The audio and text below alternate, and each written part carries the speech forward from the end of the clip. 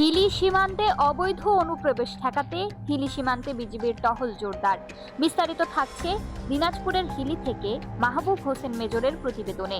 ভারতের পশ্চিমবঙ্গের রাজনৈতিক পরিস্থিতির প্রেক্ষাপটে অবৈধ অনুপ্রবেশ ঠেকাতে দিনাজপুরের হিলি সীমান্তে সর্বোচ্চ সতর্ক অবস্থানে রয়েছে Joypurhat ২০ border guard battalion.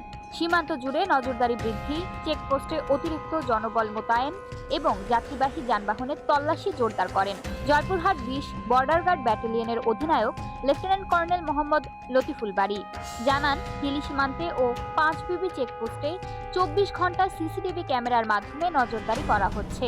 Battalion সদর দপ্তরের নিয়ন্ত্রণ কক্ষ থেকে সার্বক্ষণিক পরিস্থিতি পর্যবেক্ষণ করা হচ্ছে। বিজিবির অধিনায়ক জানান, সীমান্ত এলাকা থেকে কেউ যাতে গণপরিবহন ব্যবহার করে পালিয়ে যেতে না পারে সেজন্য যাত্রীবাহী বাস সহ বিভিন্ন মোটর যানবাহনে নিয়মিত তল্লাশি চালানো হচ্ছে। নারী বিজিবি সদস্যও মোতায়েন রয়েছে। তল্লাশি কার্যক্রম আরও কার্যকর করতে বিজিবির K9 ইউনিটের ডগ স্কোয়াড ব্যবহার করা হচ্ছে। এসব ডগ স্কোয়াড মাদক, অস্ত্র ও অপরাধ সংশ্লিষ্ট ব্যক্তিদের শনাক্ত করতে দক্ষ বলে জানান তিনি।